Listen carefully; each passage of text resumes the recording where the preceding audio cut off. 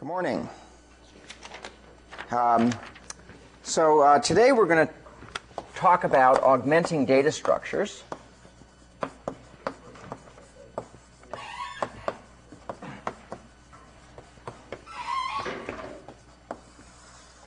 And this is so normally, rather than designing data structures from scratch, you tend to take existing data structures and build your functionality into them. And that's a process we call data structure augmentation.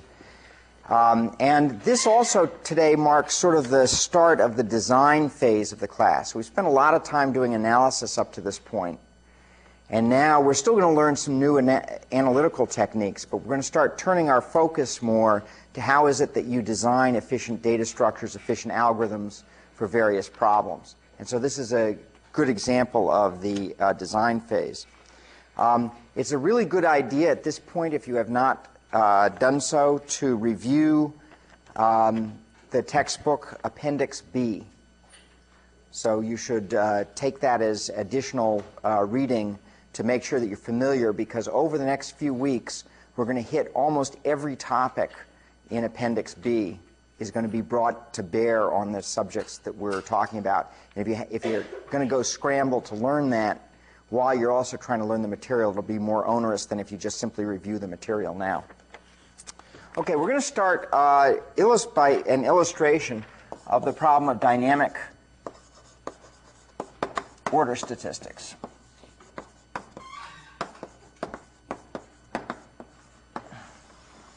Okay, so we're familiar with finding things like the median or the kth order statistic or whatever. Now we want to do the same thing, but we want to do it with a dynamic set. Rather than being given all the data up front, we're going to have a set, and then at some point somebody is going to doing typically insert and delete, and at some point somebody's going to say, okay, select for me the ith largest guy out of the, or ith smallest guy.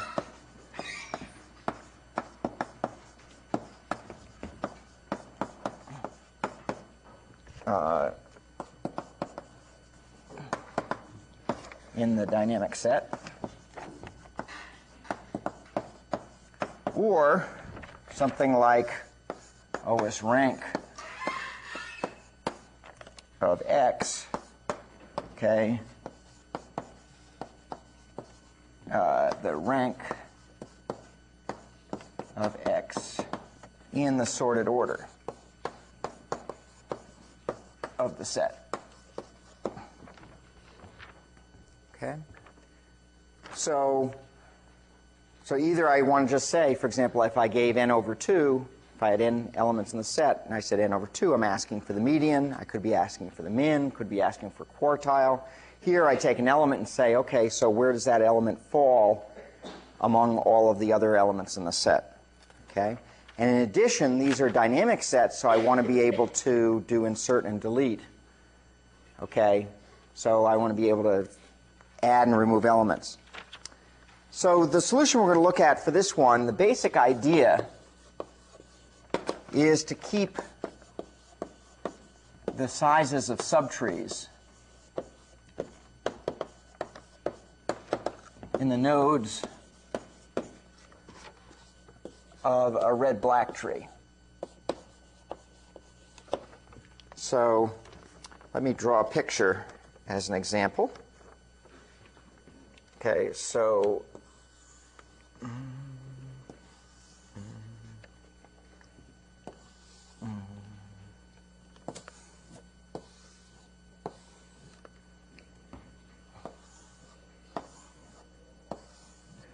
in this tree,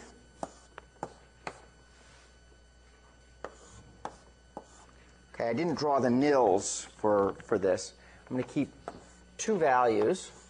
I'm going to keep the key, and so for the keys, what I'll do is just use letters of the alphabet.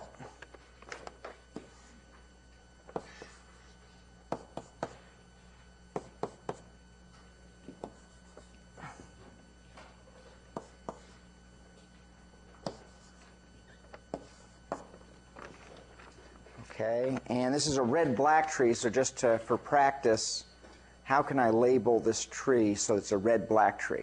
So I haven't shown the nils. Remember, the nils are all black. So how can I label this? Red and black. Make sure it is a red-black tree. Not every tree can be labeled as a red-black tree, right?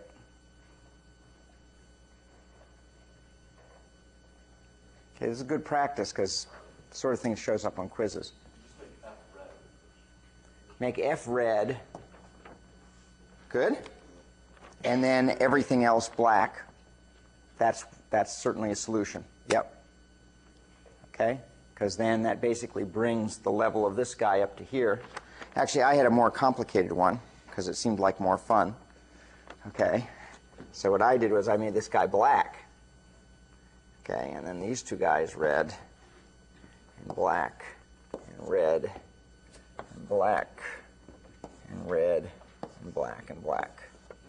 Okay, but your solution is perfectly good as well.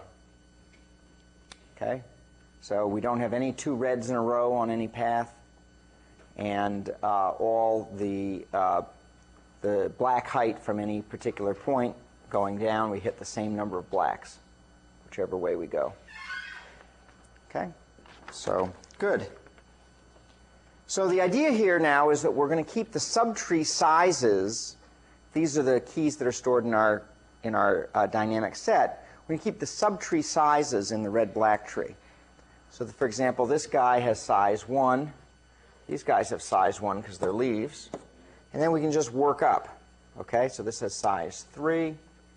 This guy has size 5. Okay, this guy has size 3. And this guy has 5 plus 3 plus 1 is 9. Okay, so in general we'll have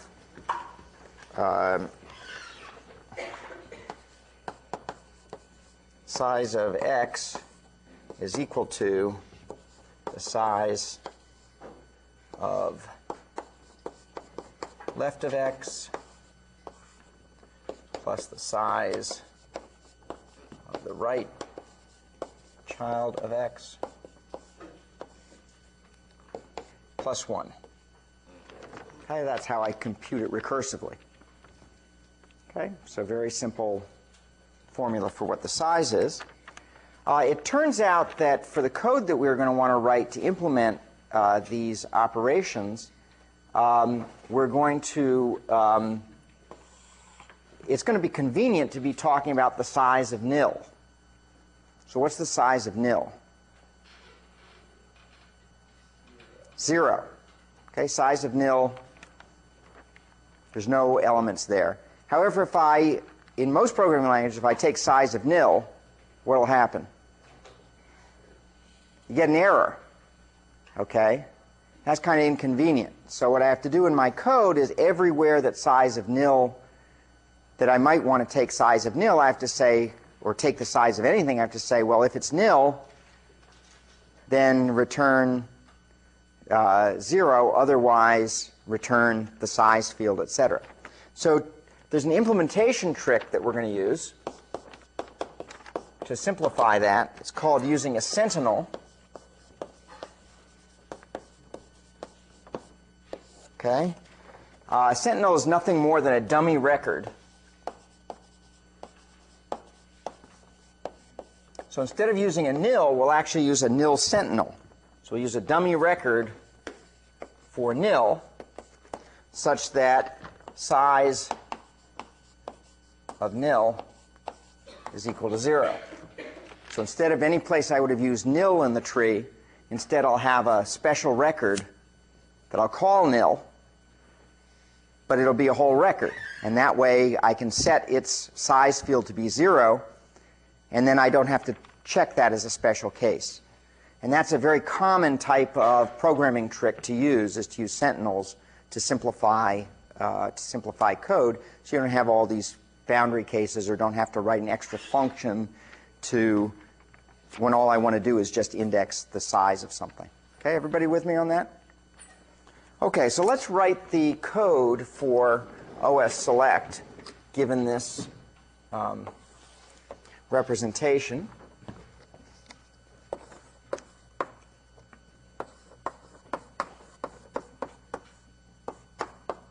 And this is going to basically give us the ith smallest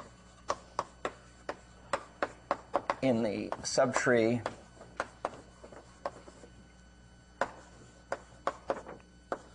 rooted at x. Okay, so it's actually going to be a little bit more general. So if I want to implement the OS select I have up there, I basically give it the root and I. Okay? But we're going to build this recursively, so it's going to be helpful to have the node in which we're trying to find the subtree. So here's the code.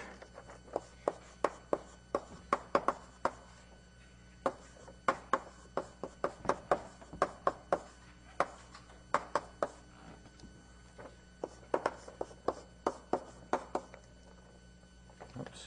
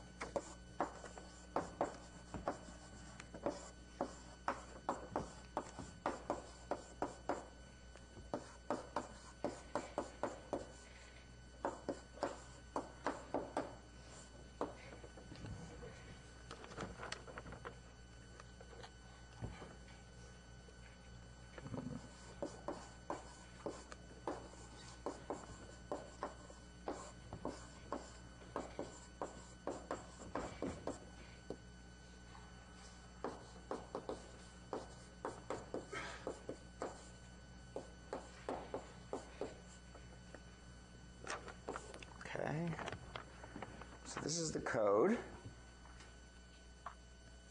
And let's just see how it works, and then we'll argue why it works.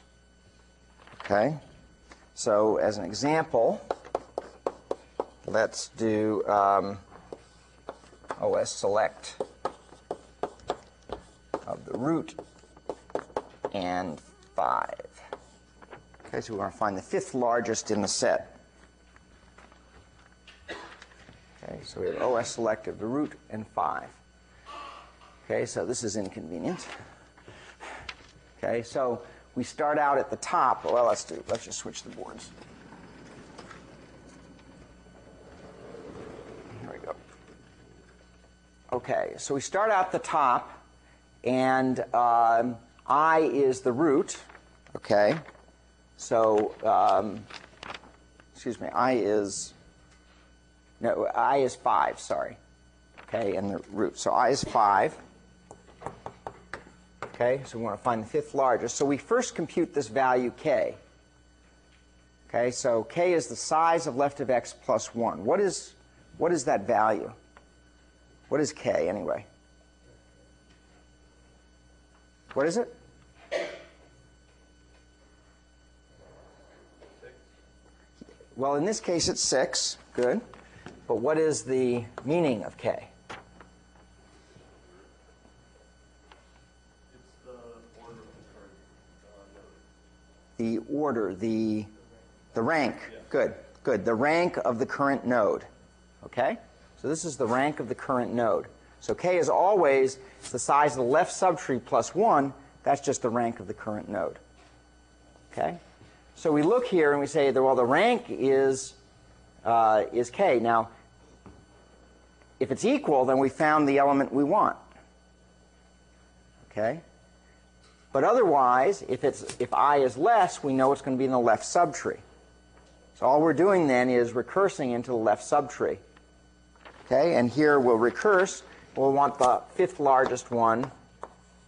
And now, this time, k is going to be equal to what? 2. Okay? And now here we say, okay, this is bigger, so therefore the element we want is going to be in the right subtree. But we don't want the ith largest guy in the right subtree. Okay? Because we already know there are going to be two guys over here. So we want the third largest guy in this subtree. Okay? So we have I equals 3 as we recurse into this subtree. Okay? And now we compute k for here. So this plus 1 is 2. Okay? And that says we recurse right here. And then we have I equals 1, k equals 1. And we return, in this code, a pointer to this node. Okay? So fairly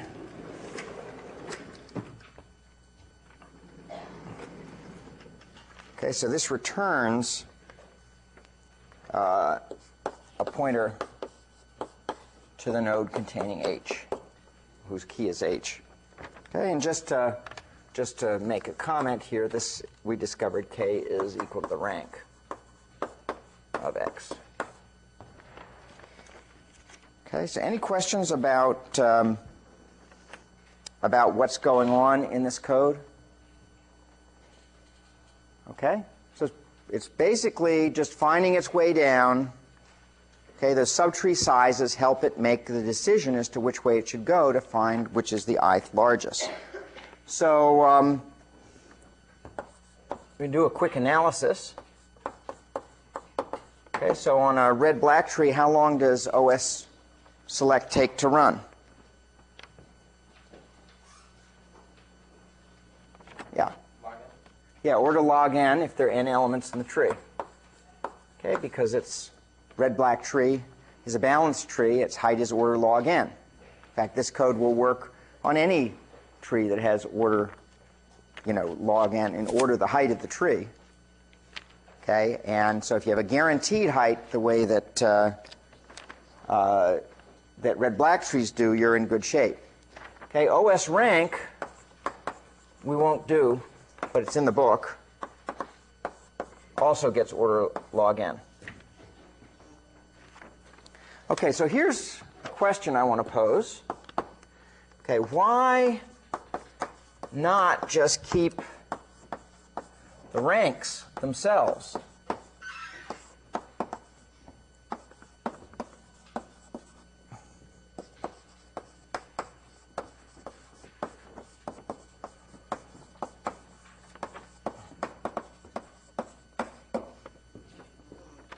Yeah. For OS rank, is the argument x a key or the actual node itself? It's the node itself.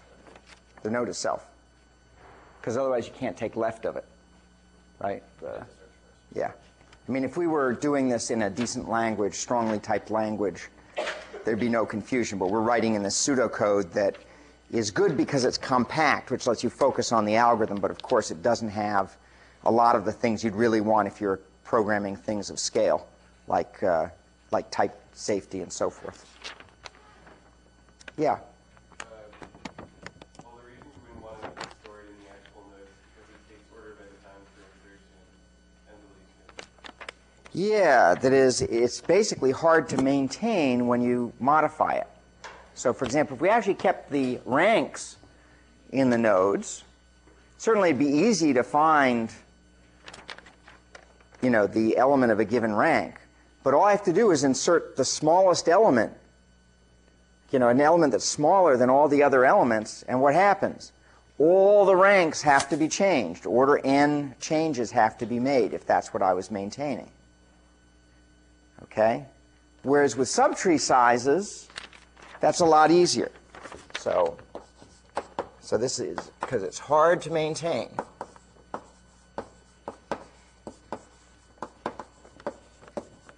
When the red-black tree is modified. And that's the other sort of tricky thing when you're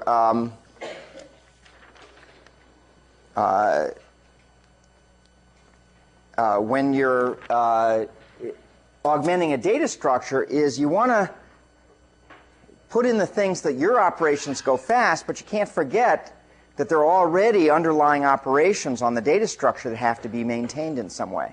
Can we close this door, please? Thank you. Okay. So we have to look at what are the modifying operations and how do we maintain them. So the modifying operations for red-black trees are insert and delete. If I were augmenting a binary heap, what operations would I have to worry about? If I were augmenting a heap, what are the modifying operations? Binary min heap, for example. Classic priority queue. Who remembers heaps?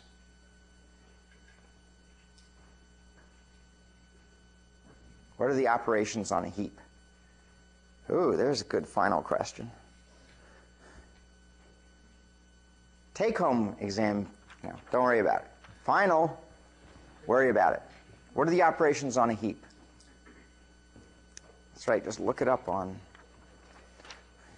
books times 24 or whatever it is, right? Answer man. What does answer man say? Max or min, extract max. Okay, and? So if it's a min heap, it's min, extract min, typical operations, and insert. Okay? And of those, which are modifying? Insert and extract min. Okay? So min is not. You don't have to worry about min, because all that is a query. So you want to distinguish operations on a dynamic data structure as those that modify and those that don't. Because the ones that don't modify the data structure, those are all perfectly fine as long as you haven't destroyed information. Okay, the queries, those are easy. But the operations that modify the data structure, those we're very concerned about, making sure we can maintain. Okay.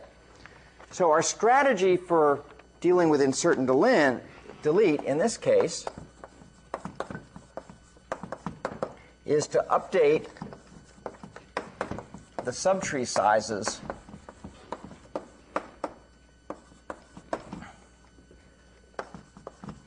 when inserting or deleting. So for example, let's look at what happens when I insert k. Okay, element with key k. Okay, so I'm going to want to insert it in here, right? And so what's going to happen to this subtree size if I'm inserting k in here? Okay, this is going to increase to 10. Okay, and then I go left. This one's going to increase to 6. Okay, here it's going to increase to 4. Here, 2. And then I'll put my k down there. Okay, with a 1. Okay, so I just update it on the way down. Pretty easy. Okay, pretty easy. But, yeah. But now it's not a red-black tree anymore. Okay? So you have to rebalance. Okay? So you must also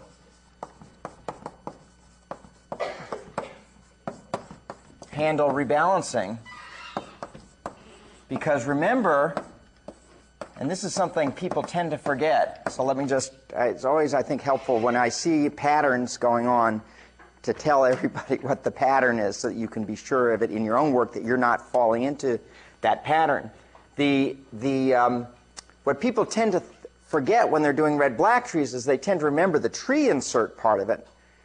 But red-black insert, okay, that RB insert procedure actually has 2 parts to it. First you call tree insert, then you have to rebalance. Okay? And so you got to make sure you do the whole of the red-black insert, not just the tree insert part. So we just did the tree insert part. That was easy. Okay? But we also have to handle rebalancing. So there are two types of things we have to worry about. One is red-black color changes. Okay? Well, fortunately, those have no effect, right, on subtree sizes. If I change the colors of things, you know, no effect, no problem. Okay? But also, the interesting one is rotations. Okay? But rotations, it turns out, are fairly easy to fix up. Because when I do a rotation, I can update the nodes based on the children. I'll show you that. You basically look at children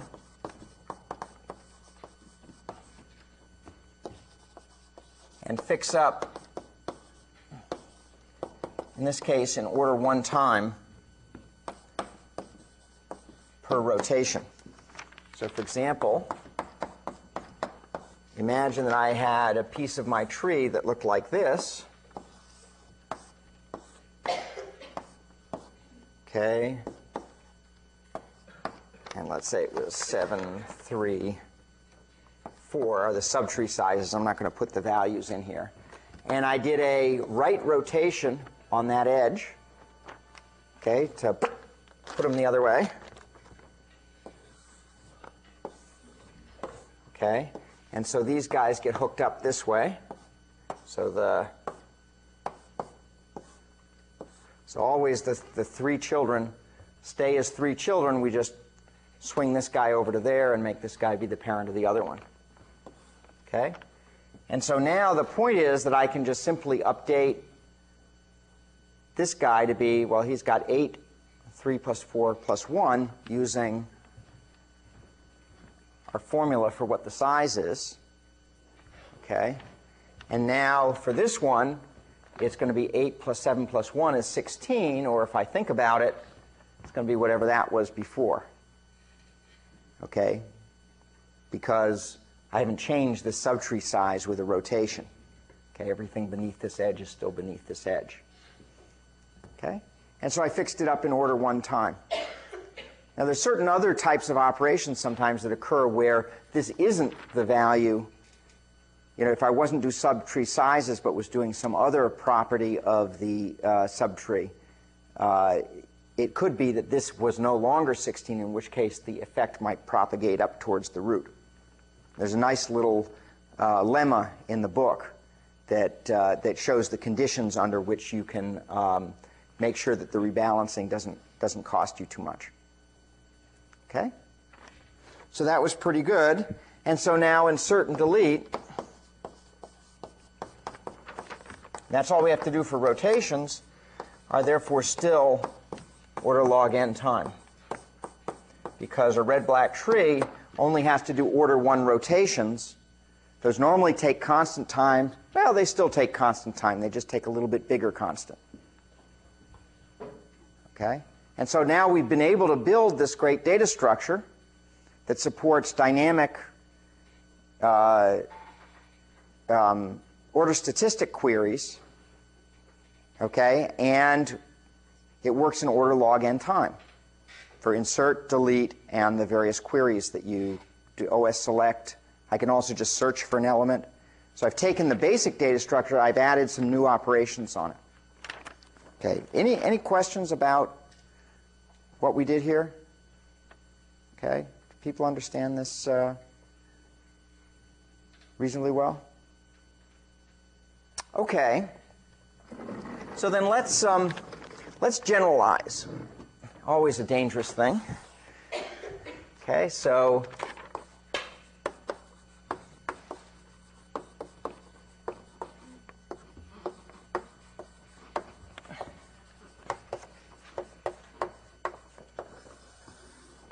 augmenting data structures.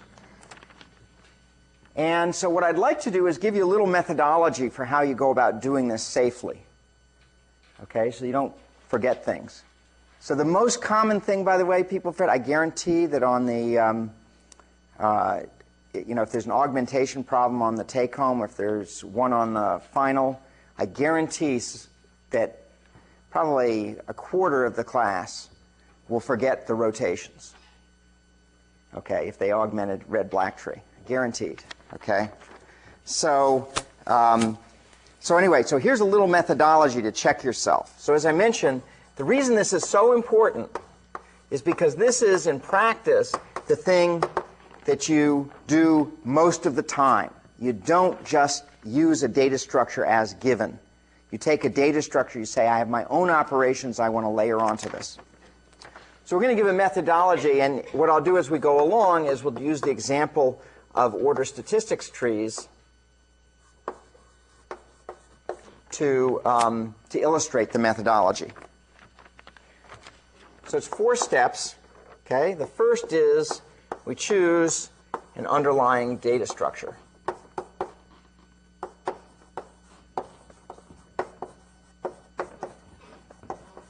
Okay, which in the case of order statistics trees was what?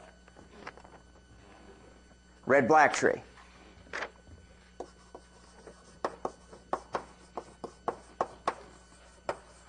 Okay.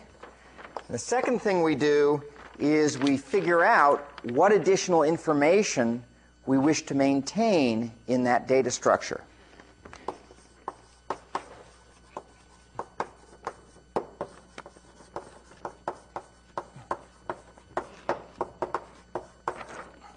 Which in this case is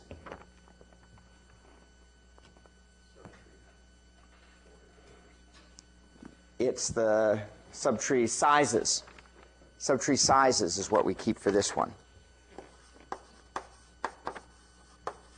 And, you know, when we do this, we could make mistakes, right? We could have said, oh, let's keep the rank. And we start playing with it, discover, well, we can do that, it just goes really slowly. So take some creativity to figure out what's the information that you're going to be able to keep.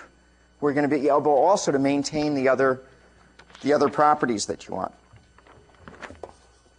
Third step is verify that the information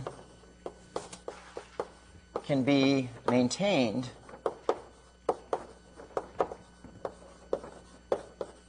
for the modifying operations on the data structure.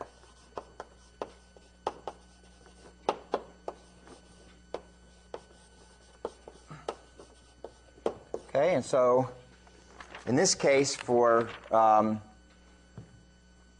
red-black tree, for OS trees, the modifying operations were insert and delete, and of course we had to make sure we dealt with rotations carefully.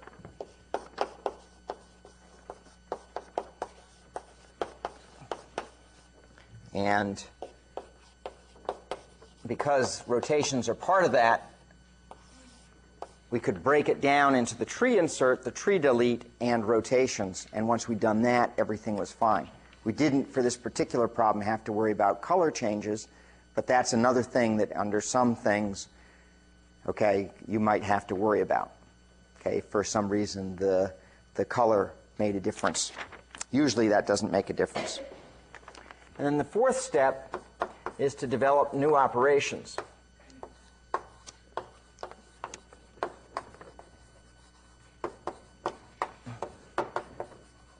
Presumably that use the info that you've now stored. And this was OS select and OS rank, which we didn't give, but which is there, and which also it's a nice little puzzle to figure out yourself how you would build OS rank. Not a hard piece of code. Okay? So this methodology is not actually the way you do this. This is one of these things where, you know, so this is more like a checklist because, you know, you check, you see whether or not you've got some, you know, when you're actually doing this, maybe you develop the new operations first. You got to keep in mind the new operations while you're verifying that the information that you're storing can be here. Maybe you then go back and change this. And you sort of sort through it. This is more a checklist that when you're done, okay, this is how you write it up. Okay, this is how you say, this is how you document that what you've done is in fact a good thing. You have a checklist. Say, here's my underlying data structure. Here's the additional information I need. See, I can still support the modifying operations that the data structure used to have, and now here are my new operations, and see what those are. So it's really a checklist, not a prescription for the order in which you do things. You must do all these steps, not necessarily in this order. Okay, so this is a guide for your documentation. So when we ask for you to augment a data structure, generally we're asking you to tell us what the 4 steps are. It'll help you organize your things. It'll also help make sure you don't forget some step along the way. Okay, so I've seen people who added the information and determined the, developed new operations, kind of things, completely forgot to verify that the information could be maintained. Okay, so you want to make sure that you've done all those. So usually you have to play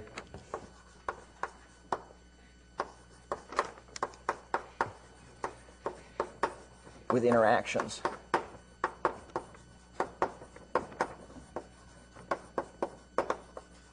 Between steps. Okay, it's not just a do this, do this, do this. Okay, we're going to do now a more complicated data structure. It's not that much more complicated, but its correctness is actually kind of challenging.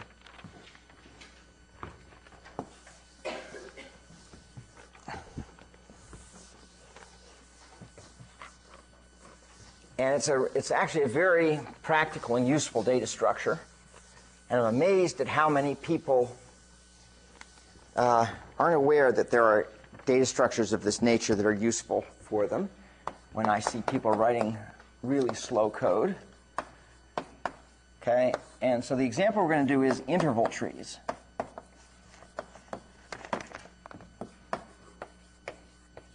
Okay, and the idea of this is that we want to maintain a set of intervals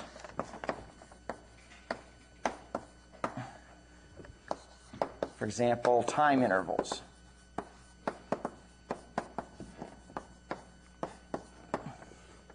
Okay, so I have a whole database of time intervals that I'm trying to maintain. So let's just do an example here.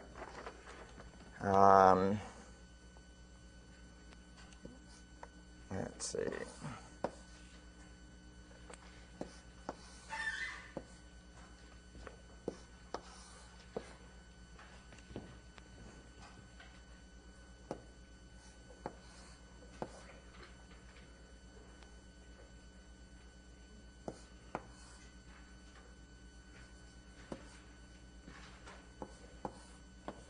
Okay, so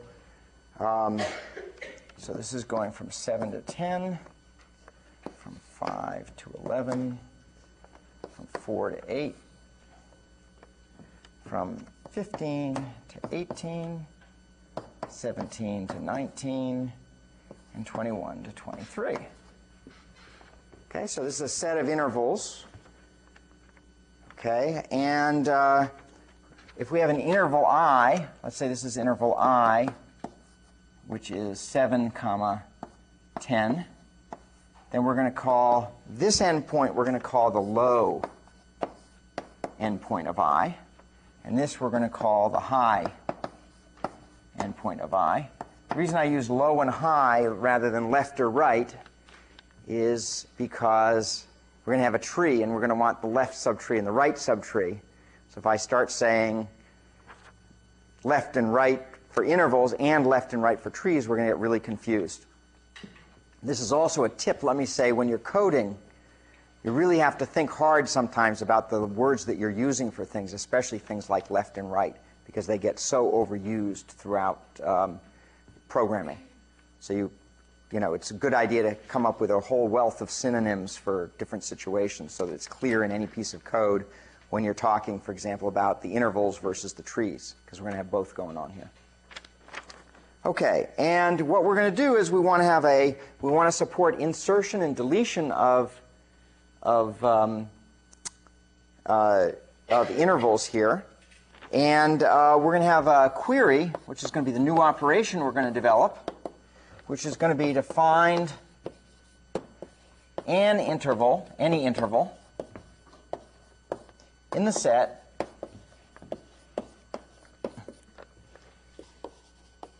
that overlaps a given query interval.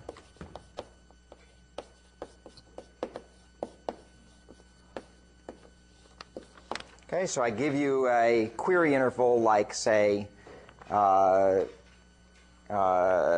say, 6, 14, and you can return, this guy or this guy, this guy. Couldn't return any of these because these are all less than 14. So whatever, I can return any one of those. I only have to return one. Just have to find one guy that overlaps. Okay? So any question about what we're going to be setting up here? Okay. So our methodology is we're going to pick, first of all, step 1. Here's our methodology.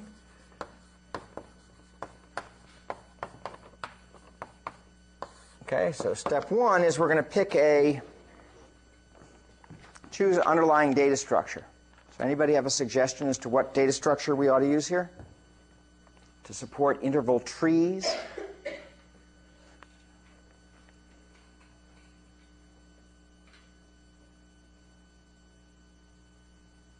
What data structure should we try to start with here to support interval trees? Interval trees. Anybody have any idea? A red-black tree, binary search tree. Yep, red-black tree. We're going to use a red-black tree.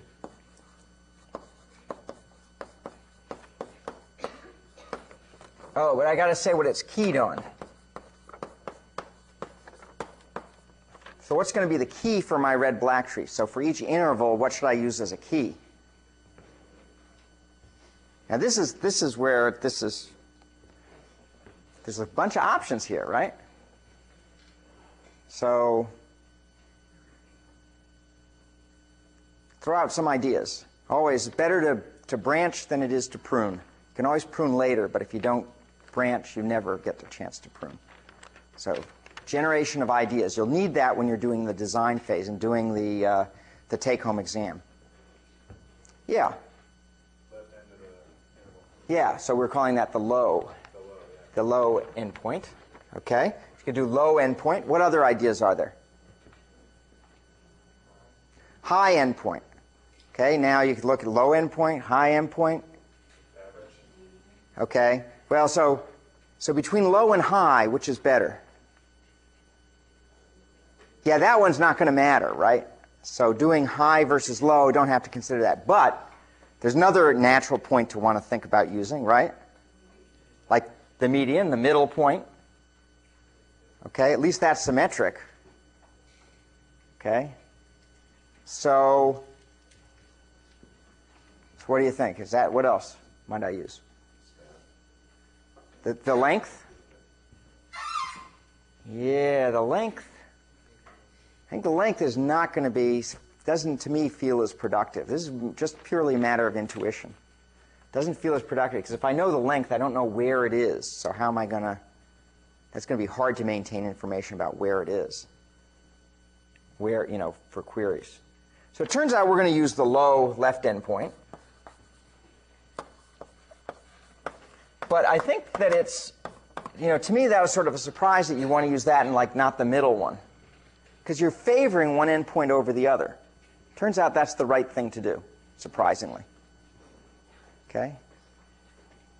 There's another strategy, actually, there's another type of tree called a segment tree, where what you do is you store both the left and right endpoints separately in the tree, and then you maintain a data structure where the segments go up, where the line segments go up through the tree, one to the other.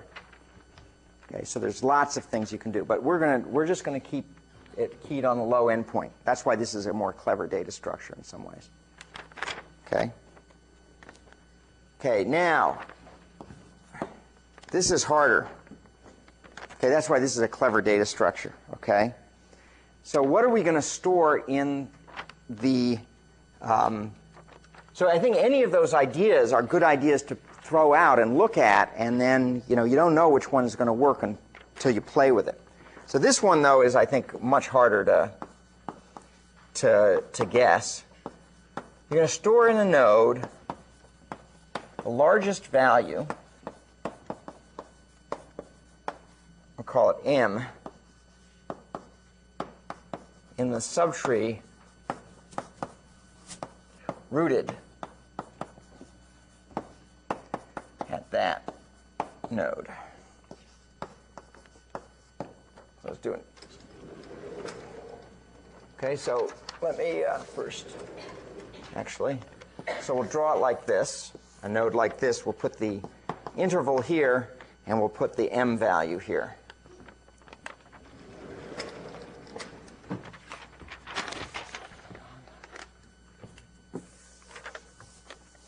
So let's draw a picture.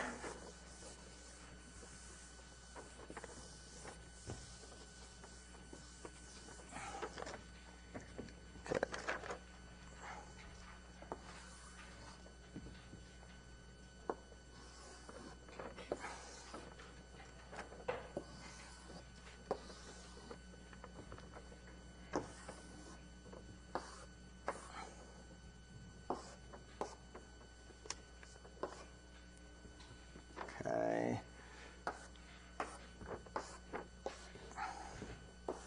So once again, I'm not drawing the nils.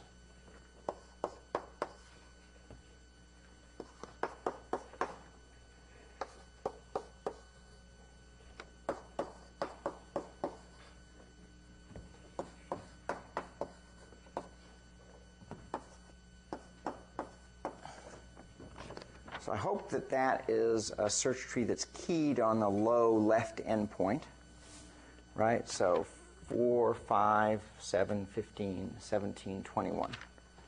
Okay, so it's keyed on the low left endpoint. If this is a red-black tree, let's just do another practice. How can I color this so that it's a legal red-black tree? Not too relevant for what we're doing right now, but just I want to. Little drill doesn't hurt sometimes. Remember, the nils aren't there, and they're all black. And the root is black. I'll give that one to you.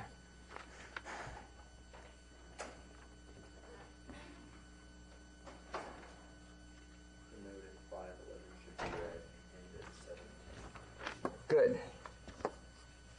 So this will work. Okay, sort of go through a little puzzle. Logic puzzle. Okay, because this is really short, so it better not have any reds in it. So this has got to be black. And so now if I'm going to balance the height, I've got to have a layer of black here. It couldn't be that one. It's got to be these two. Okay? Good. Okay, so now let's compute the M value for each of these. So it's the largest value in the subtree rooted at that node. So what's the largest value in the subtree rooted at this node? 10. Okay, and in this one? 18. And in this one? 8. 18. Okay, that one's 23. That's 23.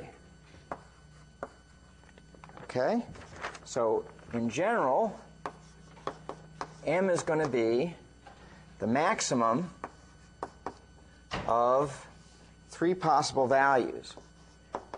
Either the high point of the interval at x, or M of the left of x, or M of the right of x.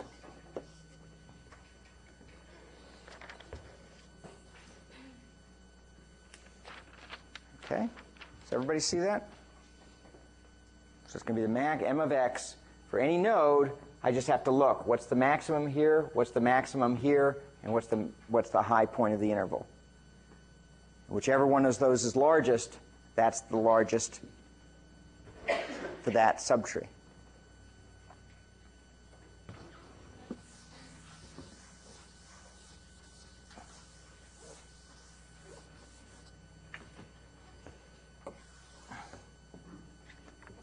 Okay, so the modifying operations.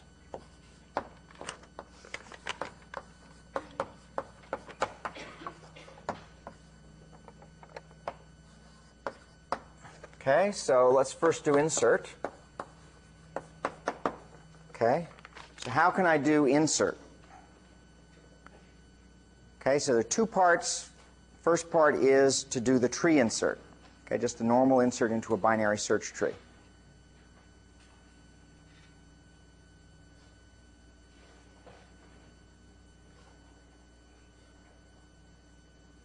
What do I do? I'm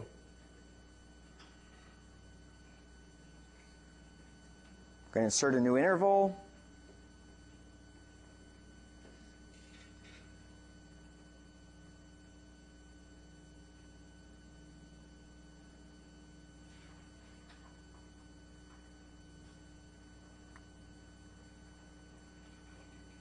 Insert a new interval in here. How can I fix up the m's? As you go down, you just check to see if the max of the interval you have is greater than the current maximum. You change it up. That's right. You just go down the tree, and look at my current interval. And if it's got a bigger max, this is something that's going into that subtree. So if its high endpoint is bigger than the current max, update the current max. And just do that as I'm going through the insertion, wherever it happens to land up, in every subtree that it hits, every node that it hits on the way down. I just update it with the maximum wherever it happens to fall. Okay? Okay, good. So you just fix it on the way down.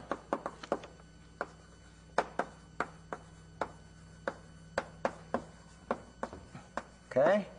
But we also have to do the other section. Okay? Also need to handle rotations. Okay? So let's just see how we might do rotations as an example.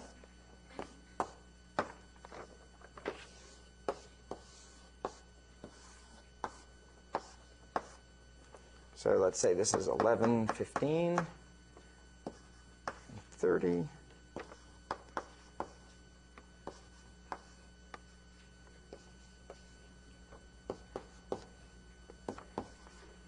Let's say I'm doing a right rotation. This is coming off from somewhere.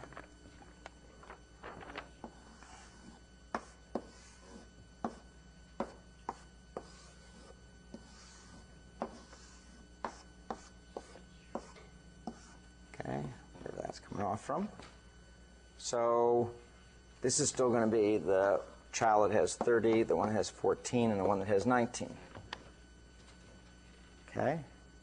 And so now we've rotated this way, so this is the 1115, and this is the 620. So for this one, I just use my formula here. Okay? I just look here and say, which is the biggest, 14, 15, or 19? 19.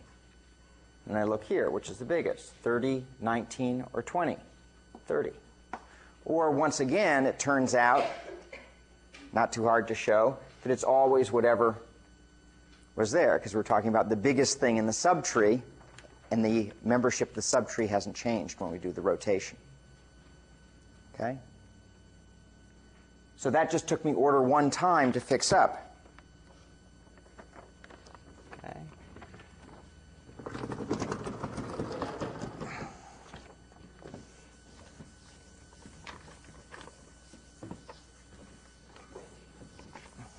Okay, so fixing up, the m's during rotation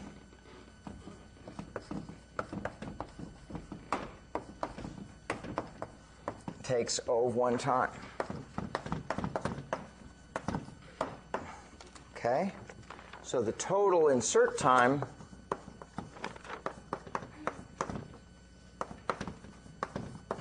is order log n.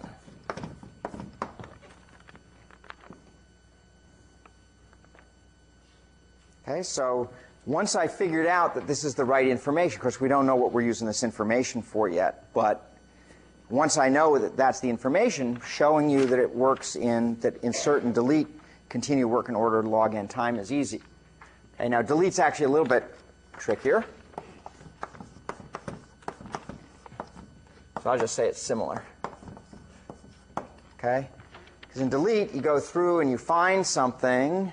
You have to go through the whole business of, swapping it with, if it's an internal node, you've got to swap it with its successor or predecessor. Okay? And so there's a bunch of other things that have to be dealt with, but it's all stuff where you can update the information using this thing, and it's all essentially local changes when you're updating that information. Okay? Because you can do it essentially only on a path up from the root, and most of the tree is never dealt with. Okay, so I'll leave that to you folks to work out. It's also in the book if you want to cheat. Okay, but it's good exercise. Okay, so any questions about the first 3 steps? Okay? Okay, 4th step is new operations.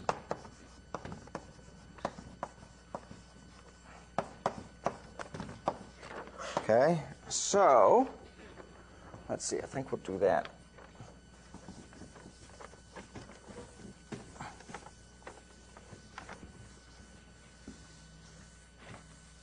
Over here. Okay.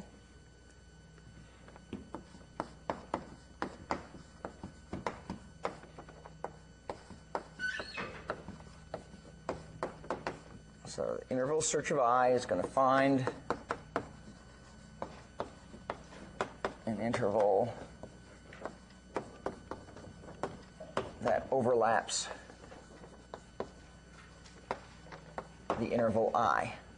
Okay, so I here is an interval. Okay, got 2 coordinates.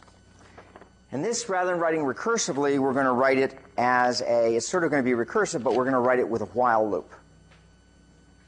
Okay, so it's equivalent. You could write it recursively. The other one that we wrote, we could have written as a while loop as well and not had the recursive call. So here we're going to basically just start x gets the root. Okay, and then while.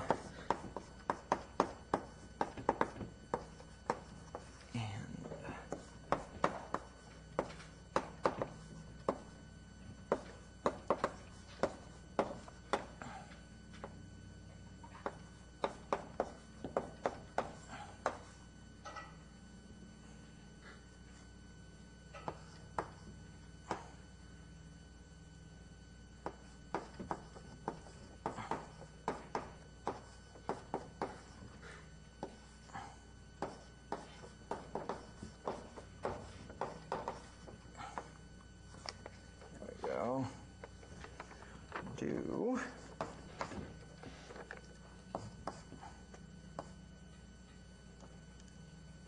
we'll leave the comment for later.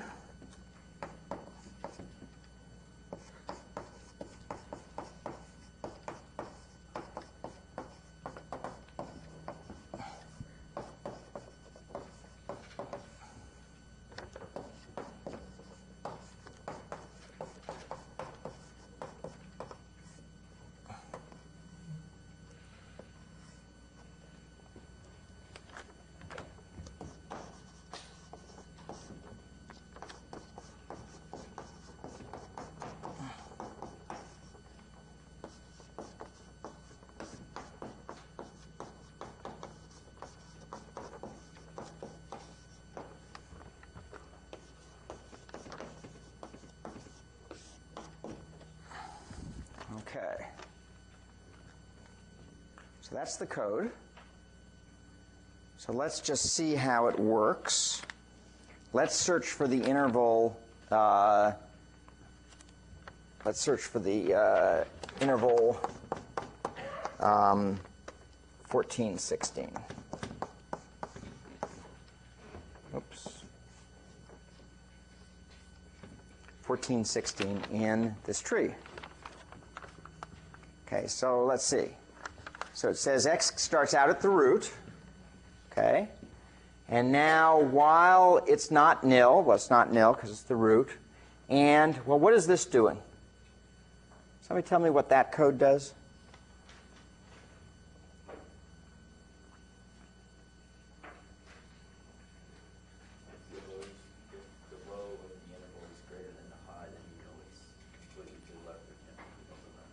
Okay. Yeah, this, well, so what is this doing? Give me, this is testing something between I and int of x. What is it? So int of x is the interval stored at x. Okay, what is this testing for?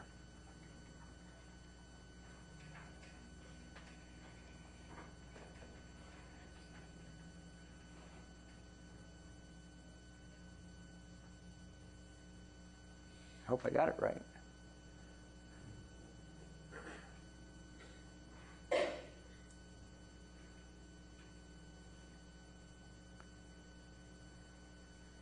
What's this testing for? Easy question, yeah. Just if the interval you're looking at is below or above the interval in the root. Above or below, so I need just simple words, simple words. The test for overlaps. Test for overlaps. In particular, it tests whether they do or don't.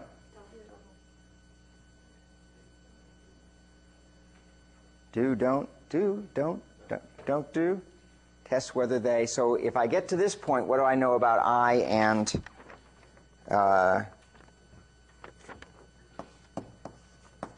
int I, sorry, int of x, don't overlap.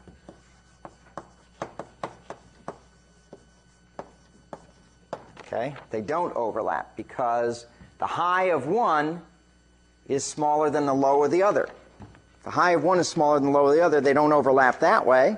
Could they overlap the other way? No, because then because we're testing also whether the low of the one is bigger than the high of the other. So they're saying it's either like this or like this. Okay? Right? So this is testing not overlap. Okay. So that makes it simpler. So when I'm searching for 1416, I check here and I say, do they overlap? Okay, and the answer is, now we can understand it without having to go through all the arithmetic calculations. No, they don't overlap. Okay? If they did overlap, I found what I want. And what's going to happen? I'm going to drop out of the while loop and just return x. Because I'll return something that overlaps. That's my goal. So here it says, they don't overlap. Okay? So then I say, well, if left of x is not nil, okay, in other words, I've got a left child, okay, and low of I is less than or equal to m of left of x, then we go left. So what happens in this case if I'm searching for 1416? Is the low of I less than or equal to m of left of x?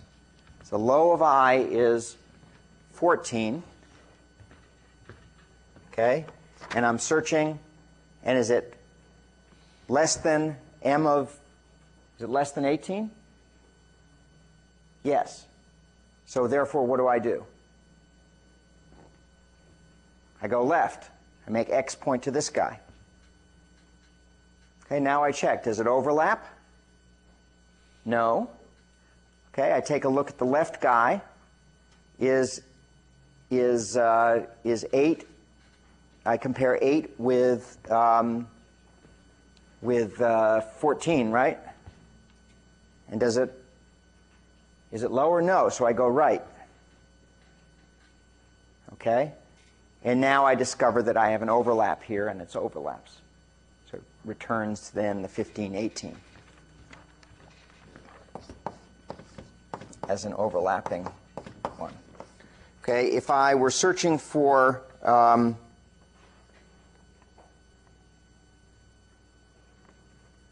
1214, okay, I'm searching for 1214, I go up to the top and I look. Does it 12, 14. Doesn't overlap here. I look at the 18, and it's greater, so I go left. Okay? I then look here. Does it overlap? No. So then what happens? I look at the left. It says I go right. I look here. Then I go and I look at the left. It says, nope, go right. I go here, which is nil. Okay? And now it's nil. I return nil. And does 12, 14 overlap anything in the set? No. So therefore, it always works. Okay? Okay. So we're going to do correctness in a minute. But let's just do our analysis first so we don't have to do it, because the correctness is going to be a little bit tricky. Okay? So the time is order log n, because all I'm doing is going down the tree. So it takes time proportional to the height of the tree. Okay? So that's pretty easy. Okay. If I need to list all overlaps, suppose I want to list all the overlaps, how quickly can I do that? Can somebody suggest how I could use this as a subroutine to list all overlaps?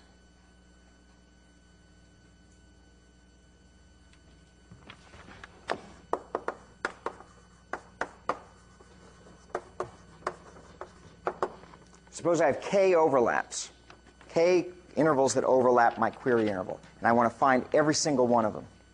How fast can I do that?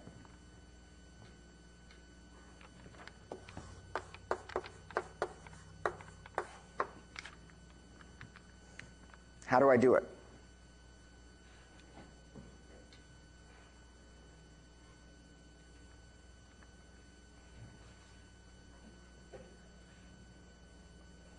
How do I do it?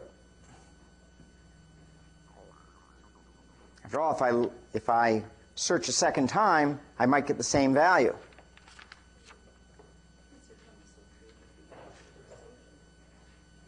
Well, how do I know it's... Yeah, there you go. Do what?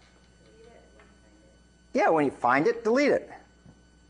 Put it over on the side. Find the next one, delete it, till there are none left. And then if I don't want to have modified the data structure, insert them all back in.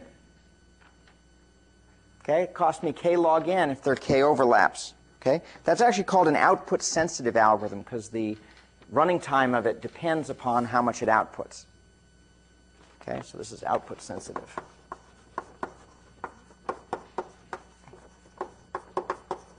Okay, so you just completely... The best to date for this problem, by the way, of listing all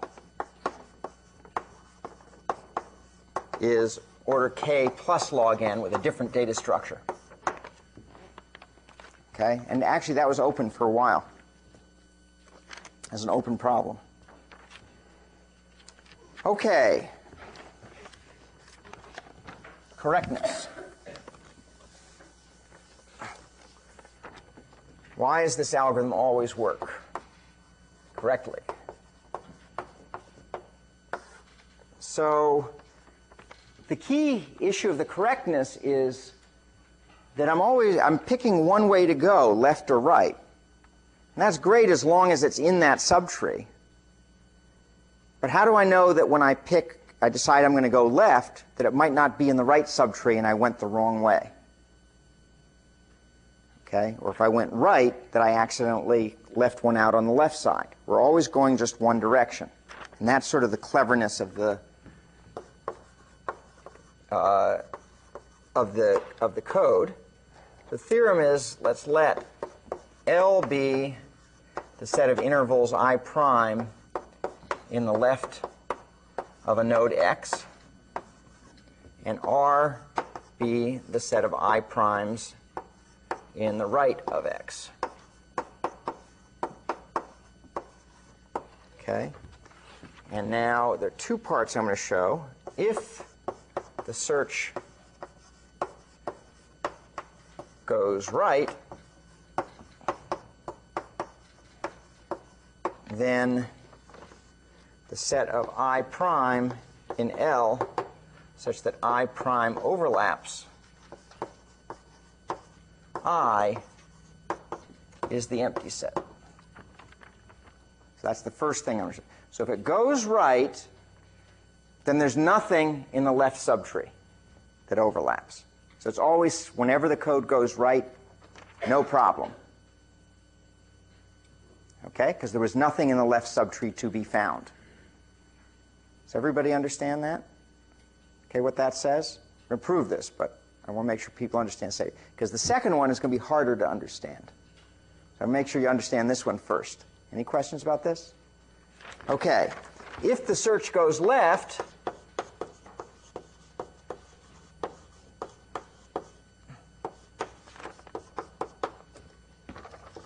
then set of I prime in L such that I prime overlaps I empty set implies that I prime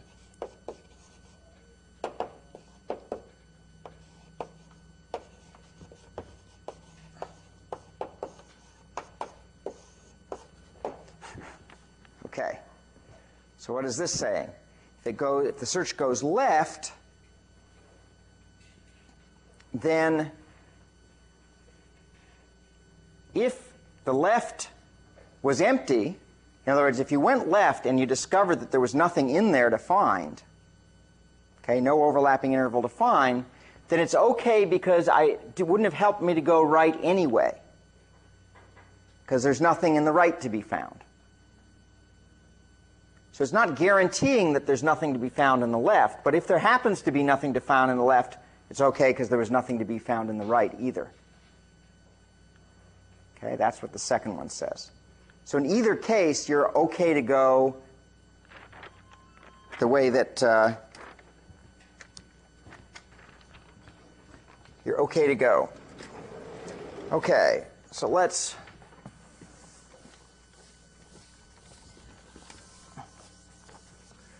do this proof. So does everybody understand what the proof says? Because the understanding of the proof is tricky. It's logic. Logic is tricky. So suppose the search, we'll do the first one. Search goes right. Okay. So if left of x is nil, okay, then we're done.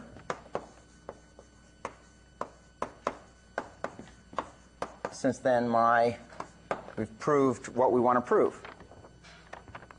Okay, so if we go right, there's two possibilities.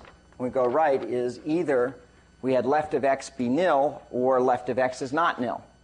Okay, so if it's nil, we're okay because we said if it goes right, I want to prove this, that the things in the left subtree that overlap is empty. So if there's nothing there, there's clearly nothing there that overlaps.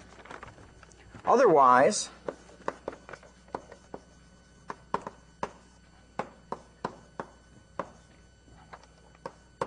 we have that the low of I is greater than m of the left of x. Okay? So if I look at x here, either x was nil in the while statement here.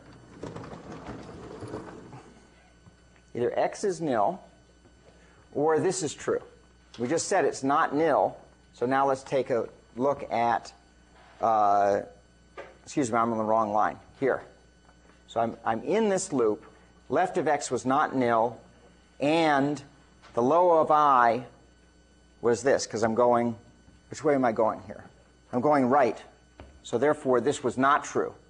So either left of x was not nil, that was the first one, was nil, which was the first one, or low of I is greater than m of left of x. Okay, if I'm going right. Right? If I'm going right, one of those two had to be true.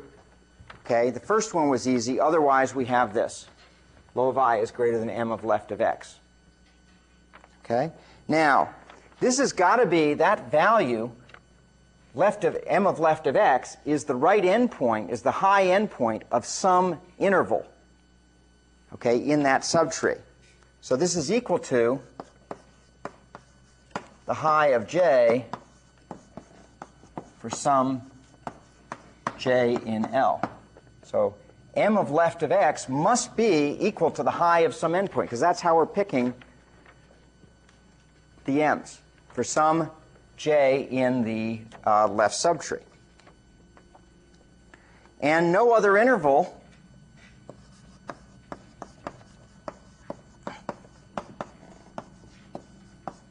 in L has a larger high endpoint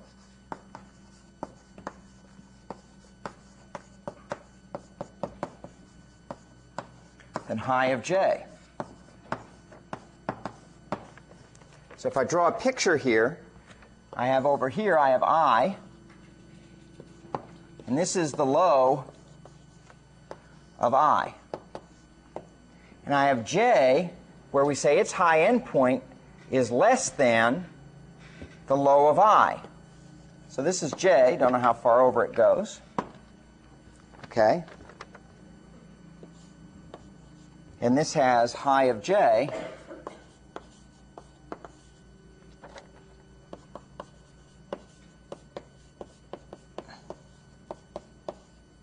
okay, which is the highest one in the left subtree. So there's nobody else who's got a higher right endpoint. So there's nobody else in this subtree, okay, who could possibly overlap I,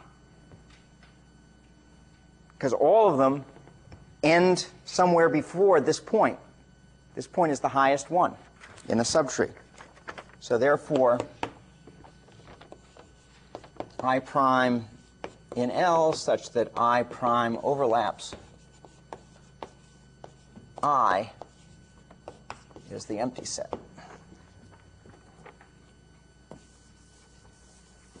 Okay? And now the hard case. Everybody stretch. Hard case. Okay, so everybody follow this? So the point is that because this is the highest guy, everybody else has to be left. So if you didn't overlap the highest guy, you're not going to overlap anybody.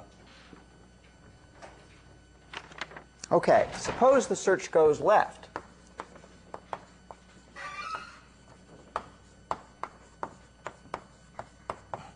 And that there's nothing to overlap in the left subtree.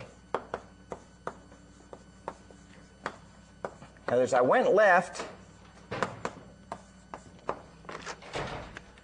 left here, but there's nothing, I'm not going to find anything. Now I want to prove that it wouldn't have helped me to go right. That's essentially what the theorem here says, that if I assume this, it wouldn't have helped to go right. I want to show that there's nothing in the right subtree, so going left was okay because I wasn't going to find anything anyway. So similarly, we go through a similar analysis. Low of I is less than or equal to m of the left of x, which once again is equal to the high of j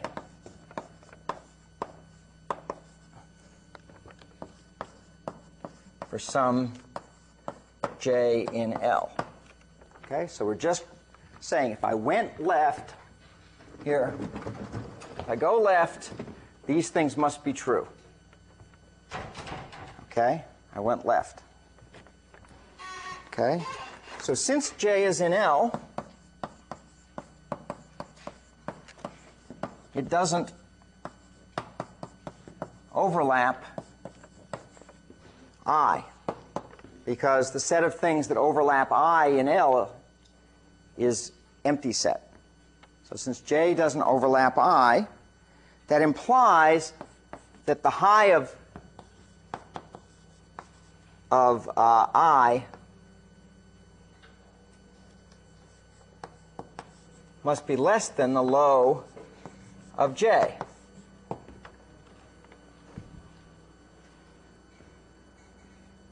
Okay? So since J is in L and it doesn't overlap I, what's the possibilities? Okay? So we essentially have here, if I draw a picture, I have J and L, and I have I here. Okay? And the point is that it doesn't overlap it. Okay? So therefore, it must be to the left, because its low endpoint is less than left up. This low endpoint is less than this, but it doesn't overlap it. So therefore, its high endpoint must be left of the low of this one. Okay? Okay. But let me just take this one here.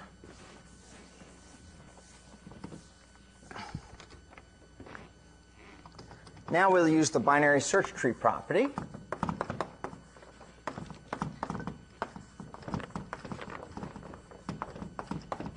That implies that for all I prime in R, okay, everything in the right subtree, we have that low of J is less than or equal to low of I prime. So we're sorted on the low endpoints. Okay? So everything in the right subtree must have a low endpoint that starts to the right of the low endpoint of J. Because J is in the left subtree. And everything in the whole tree is sorted by low endpoint. So anything in the right subtree is going to start over here. Okay, those are other things. These are I primes in R. Okay? We don't know how many there are, but they all start to the right of this point. So they can't overlap I either. Okay? So therefore, there's nothing. All the I primes in R